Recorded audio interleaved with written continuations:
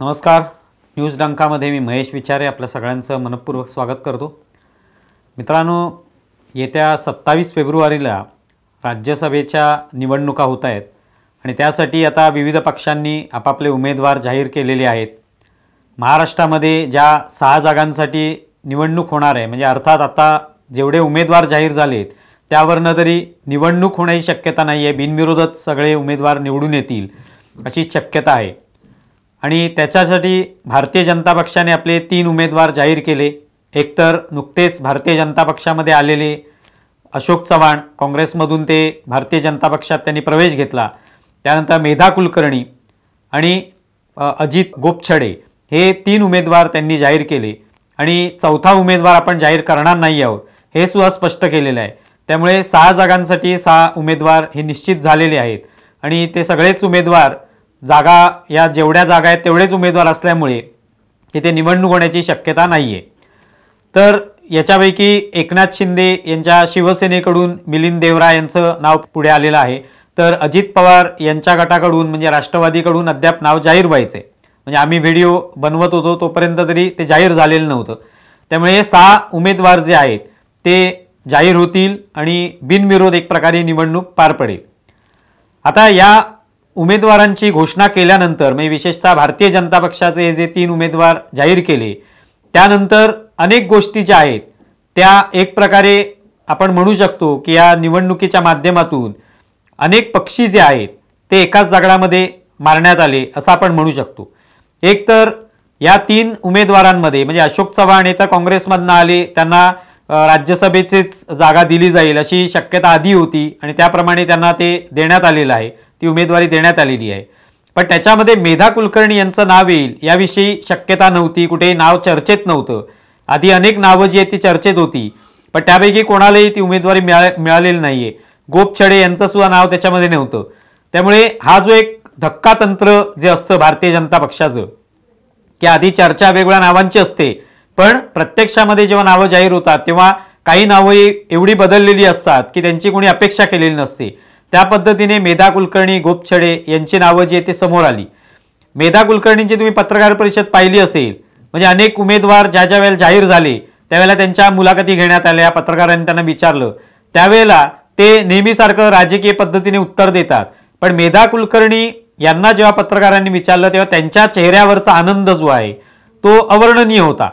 आणि ते स्वाभाविक होतं की याआधी जी काही चर्चा चालू होती त्यांच्या बाबतीत राजकारण झालं असं म्हटलं गेलं होतं पण त्यांनी कधी त्याबाबत नाराजी थेट प्रकट केली नव्हती किंवा जाहीररित्या कोणत्याही पद्धतीचं वक्तव्य केलं नव्हतं. आणि त्यांनी आपलं काम करणं सुरू ठेवलं. त्यांना त्या ज्या ठिकाणी निवडून आल्यावर त्या कोथरूडमध्ये त्या ठिकाणी मग चंद्रकांत पाटील यांना आमदारकी देण्यात आली भारतीय जनता पक्षाच्या वतीने. पण त्यांनी कुठेही नाराजी व्यक्त केली नव्हती. पण चर्चा मात्र मोठ्या प्रमाणात मीडियामध्ये केल्या गेल्या की त्या नाराज आहेत आणि त्यांना डावललं गेलं वगैरे वगैरे. पण आता मात्र त्यांना राज्यसभेचं हे तिकीट देण्यात आलं, उमेदवारी देण्यात आली, त्याचा तो आनंद त्यांच्या चेहऱ्यावर दिसत होता. कारण जेव्हा त्यांना चंद्रकांत पाटील यांना आमदारकी देण्यात आली त्यानंतर त्यांना महिला मोर्चाचं उपाध्यक्ष करण्यात आलं राष्ट्रीय स्तरावर. त्यामुळे संपूर्ण देश त्यांना फिरता आला, वेगवेगळ्या जबाबदाऱ्या त्यांना पार पाडता आल्या. एक प्रकारे भारतीय जनता पक्षामध्ये हे दिसून येतं की तुम्हाला ज्या जबाबदाऱ्या दिलेल्या आहेत त्या तुम्ही कशा पद्धतीने पार पाडता, तुम्ही त्या खरोखरच त्याच्यामध्ये खूप मेहनत घेऊन त्या पार पाडता का, मनापासून तुम्ही त्याच्यामध्ये लक्ष घालताय का, हे सगळं पाहिलं जात असावं. जर ती व्यक्ती त्याला एखाद्या पदापासून कुठेतरी दूर ठेवलं किंवा ते पद त्याला मिळू शकलं नाही म्हणून त्याविषयी चर्चा होत असतील पण तरी देखील ती व्यक्ती पूर्णपणे झोकून देऊन काम करत असेल आपल्या पक्षासाठी, त्याच्यावरती जी काही जबाबदारी सोपवलेली आहे ती जबाबदारी पार पडत असेल तर निश्चितपणे त्या व्यक्तीला कधी ना कधी त्याचं चांगलं फळ मिळतं. त्या पद्धतीने मेधा कुलकर्णी यांना हे राज्यसभेची उमेदवारी देण्यात आलेली आहे आणि तोच आनंद त्यांच्या चेहऱ्यावर दिसत होता. त्यांचे जे समर्थक होते, त्यांचे नातेवाईक असतील, त्यांच्या चेहऱ्यावरही तोच आनंद होता की त्यांनी जी काही मेहनत घेतली आतापर्यंत, अगदी नगरसेवक त्या होत्या तिथपासून त्या आता त्या खासदार होतील इथपर्यंतचा जो कार्यकाळ आहे त्यांचा, त्याच्यात त्यांनी खूप मेहनत घेतलेली आहे, मनापासून काम केलेलं आहे, त्याचं हे फळ मिळालेलं आहे आणि हे दिसून येतंय त्याच्यामध्ये. त्यामुळे आज त्यावेळेला जे काही चर्चा केली जात होती की कसं त्यांना डावलले, त्यांचा अन्याय झालेला आहे, हे मुद्दामूनच असतं. शेवटी राजकारण असतं, राजकीय विधानं जाणीवपूर्वक केली जातात. की जेणेकरून कुठेतरी त्या पक्षामध्ये काहीतरी फाटाफूट होईल, नाराजी निर्माण होईल, हा प्रयत्न असतो विरोधकांचा. पण तसं कुठेही झालं नाही. उलट आता मेधा कुलकर्णींना संधी दिली आणि ती संधी दिल्यामुळे जे काही टीका करणारे होते त्यांची तोंड एक प्रकारे बंद झालेली आहेत या निमित्ताने. दुसरी गोष्ट म्हणजे देवेंद्र फडणवीस यांनी 2022 मध्ये जेव्हा राज्यसभेच्या निवडणुका झाल्या महाराष्ट्रामध्ये, तो तर काळ जो आहे तो खूपच धावपळीचा काळ होता असं आपण पाहिलेलं आहे. खूपच त्यावेळेला राजकारणामध्ये हालचाली दिसून आल्या, ढवळून निघालं संपूर्ण राजकारण जे आहे ते. म्हणजे त्यावेळेला 10 जून आणि 20 जून या 2 तारखांना 2 निवडणुका झाल्या. एक राज्यसभेची 10 तारखेला आणि 20 जूनला विधान परिषदेची निवडणूक झाली. आणि त्यानंतर 30 जूनला आपल्याला सगळ्यांना माहिती आहे की सरकारच पडलं उद्धव ठाकरे यांचं. तर तो काळ जो होता तो खूप महत्वाचा काळ होता. आणि त्यावेळेला दोन्ही या निवडणुकांमध्ये भारतीय जनता पक्षाने अतिरिक्त उमेदवार उभे केले आणि ते जिंकून सुद्धा आणले. तुम्हाला आठवत असेल त्यावेळेला खूप त्याविषयी चर्चा झाली की हे अतिरिक्त उमेदवार कसे काय जिंकून आणणार. पण जे फडणवीस 2019 पासून बोलत होते की पक्षामध्ये कसा अंतर्विरोध आहे या सगळ्या तिन्ही पक्षांमध्ये महाविकास आघाडीच्या, हे सरकार कधी पडेल, कधी ते सरकार मुख्यमंत्री पडतील याविषयी कधी फडणवीस बोलले नाहीत. पण या पक्षांमध्ये कसा अंतर्विरोध आहे, भलेही ते म्हणत असतील आमच्याकडे बहुमत आहे, आम्ही सगळे एकत्र आहोत, पण त्यांच्यामध्ये परस्परांमध्ये कसा बेबनाव आहे हे फडणवीस सांगत राहिले. आणि ते त्यांनी या दोन्ही निवडणुकांमध्ये दाखवून दिलं आपला अतिरिक्त उमेदवार जिंकून आणून. पण आता मात्र तशी गरज उरलेली नाही. याचं कारण हा जो काही बेबनाव आहे त्याचं नंतर प्रतिबिंब पुढे उमटलं. ते कशामध्ये, तर एकनाथ शिंदे या पक्षातून दूर गेले उद्धव ठाकरे यांच्यापासून 40 आमदारांचं, आणि तो पक्ष खिळखिळा झाला. आज एकनाथ शिंदे मुख्यमंत्री झाले. त्यानंतर तिकडे अजित पवार सुद्धा काही कालावधीनंतर वेगळे झाले शरद पवारांपासून, आणि त्यांनी आपलाच हा पक्ष आहे असा दावा केला. आणि ते आज राष्ट्रवादी काँग्रेसचे अध्यक्ष म्हणून काम करतायत. आज त्या दोन्ही पक्षांना त्यांचे उमेदवार सहजगत्या निवडून आणण्याची संधी प्राप्त झालेली आहे. हे सगळं घडलं ते 2022 मध्ये. त्यामुळे तेव्हाचा जो काळ होता तेव्हा हे दाखवून देणं आवश्यक होतं की तुमच्या पक्षांमध्ये महाविकास आघाडीतले जे तिन्ही पक्ष आहेत त्यांच्यात कसा बेबनाव आहे, कसा त्यांच्यामध्ये अंतर्विरोध आहे, हे दाखवण्याची आवश्यकता होती. ते फडणवीसांनी दाखवून दिलं आणि ते इप्सित साध्य केलं तेव्हा. आता मात्र तशी अजिबात गरज नाहीये. त्यामुळे काँग्रेसचे चंद्रकांत हंडोरे आता उमेदवार म्हणून असले तर त्यांना विरोध करण्याची अजिबात आवश्यकता राहिलेली नाही, किंवा तिथे आणखी अतिरिक्त उमेदवार उभा करून विनाकारण संघर्ष उडवून घेण्याची आवश्यकता राहिलेली नाही. जे काय काम करायचं होतं ते 2022ला झालेलं आहे. म्हणूनच आज उद्धव ठाकरे यांची शिवसेना, जे उभाटा गट ते म्हणतात, आणि शरद पवार यांचा गट, यांना आता उमेदवार उभा करता येणार नाहीये. कारण त्यांच्याकडे पुरेसं जे काय मतदार असतात आवश्यक तेवढे नाहीयेत.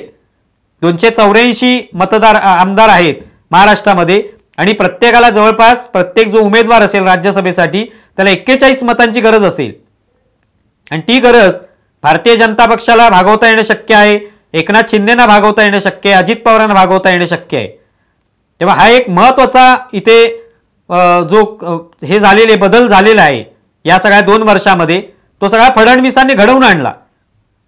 आणि त्यामुळे अगदी आरामात आता हे 3 उमेदवार जे ते निवडून येणार आहेत, आणि एकनाथ शिंदे अजित पवार यांचे उमेदवार निवडून येणार आहेत हे दिसून येतं. हा एक महत्वाचा त्या ठिकाणी धक्का जो आहे तो त्यांनी दिला. आता याच सगळ्या याच्यावर अशोक चव्हाण जेव्हा भारतीय जनता पक्षात आले आणि आता त्यांना राज्यसभेची उमेदवारी सुद्धा मिळालेली आहे, तेव्हा लगेच टीका होते. विशेषतः उद्धव ठाकरेंच्या सभा वेगवेगळ्या ठिकाणी होत आहेत आणि ते टीका करतायत की अशोक चव्हाणांना पक्षात घेतलं मग निष्ठावंतांचं काय होणार, त्यांनी काय सतरंजाच उचलायच्या का. मुळातच अशोक चव्हाण हे सुद्धा एक नेतेच आहेत मोठे. अनेक वर्ष त्यांनी काम केलेलं आहे काँग्रेसमध्ये, अनेक वर्ष स्वतःचा एक मतदारसंघ तयार केलेला आहे, लोक संघटना तिथे उभारलेली आहे. अशा परिस्थितीमध्ये त्यांना ही उमेदवारी देण्यात आलेली आहे. उद्धव ठाकरे जेव्हा प्रश्न उपस्थित करतात की लोकांनी सतरंजा उचलायच्या का, त्यावेळेला त्यांच्या पक्षाने सुद्धा अनेक वेळेला अशा लोकांना उमेदवाऱ्या दिलेल्या आहेत ज्यांचा काही संबंध नव्हता कधी पक्षाशी. उमेदवाऱ्या दिलेल्या आहेत, मोठी पदं दिलेली आहेत. प्रियांका चतुर्वेदी ज्या आहेत आज खासदार म्हणून, त्या कोणत्या निष्ठावान होत्या शिवसेनेशी, बट त्यांना उमेदवारी देण्यात आली. प्रितीश नंदी यांना कधी काळी उमेदवारी देण्यात आली होती, त्यांचा काय संबंध होता शिवसेनेशी. आता तर उपनेत्या म्हणून सुषमा अंधारे यांना संधी देण्यात आली. त्यांनी किती टीका केली होती हे सगळ्यांना माहितीच आहे. अगदी बाळासाहेब ठाकरेंवर सुद्धा टीका केलेली आहे, उद्धव ठाकरेंवर केलेली आहे, आदित्य ठाकरेंवर केलेली आहे आणि अत्यंत खालच्या भाषेत केलेली आहे. हिंदुत्वावर टीका केलेली आहे. पण आल्या आल्या त्यांना लगेच गंडा बांधण्यात आला, शिवबंधन बांधण्यात आलं, आपल्या पक्षात घेण्यात आलं आणि उपनेतेपद देण्यात आलं. त्याच्यामुळे लोक नाराज झाले नाहीत का? तर झाले. आणि त्यांनी पक्ष जो आहे तो सोडलेला आहे. मनीषा कायंदे असतील किंवा नीलम गोरे असतील, भलेही त्यांनी थेट कदाचित टीका केली नसेल, पण त्यांनी ही नाराजी जी आहे ती या पक्ष सोडून दाखवून दिली. मग त्याविषयी काय म्हणणार आहेत उद्धव ठाकरे? मग सुषमा अंधारेंना ही सगळी उपनेतेपद देऊन पक्ष प्रवेश करून कोणाला सतरंजा उचलायला ठेवलेला आहे, हा प्रश्न उपस्थित केला जाऊ शकतो. त्यामुळे हा प्रश्न जो आहे तो मुळातच काही गरजेचा नाहीये, त्याला काहीच अर्थ नाही अशा पद्धतीचे प्रश्न उपस्थित करण्याला. पण या निमित्ताने जी काही समीकरणं साधायची आहेत ती भारतीय जनता पक्षाने साधलेली आहेत येत्या या सगळ्या 2-2.5 वर्षाच्या काळामध्ये. आणि जो काही अपेक्षित त्यांना निकाल होता तो मिळवलेला आहे. त्यामुळे एका दगडात अशा पद्धतीने अनेक पक्षी मारण्याचा पराक्रम जो आहे तो देवेंद्र फडणवीस किंवा भारतीय जनता पक्षाचे वरिष्ठ नेते अमित शाह असतील, नरेंद्र मोदी या सगळ्यांनी हा जो एक धक्का दिलेला आहे या सगळ्या विरोधकांना आणि अपेक्षित परिणाम साधलेला आहे तो आपल्याला या ठिकाणी पाहायला मिळतोय. आणि त्यामुळे ही निवडणूक जी आहे त्याच्यात आता संघर्ष पाहायला मिळणार नाही, कारण आवश्यक त्या सगळ्या गोष्टी यापूर्वीच करून झालेल्या आहेत. त्यामुळे सहज हे उमेदवार निवडून आणायचे आणि आपलं पुन्हा एकदा बळ वाढवायचं, त्यात आपण यशस्वी व्हायचं, हे जे निश्चित केलं होतं, हे जे काय ध्येय ठरवलं होतं ते आता साध्य होताना दिसतंय. तुम्हाला या संदर्भात काय वाटतं हे जरूर कळवा. आमचा हा व्हिडिओ जास्तीत जास्त लाईक करा, शेअर करा आणि आमचे यूट्यूब चॅनल सबस्क्राईब करा. धन्यवाद. आमचा व्हिडिओ जास्तीत जास्त लाईक करा, शेअर करा आणि आमचे यूट्यूब चॅनल सबस्क्राईब करा. धन्यवाद.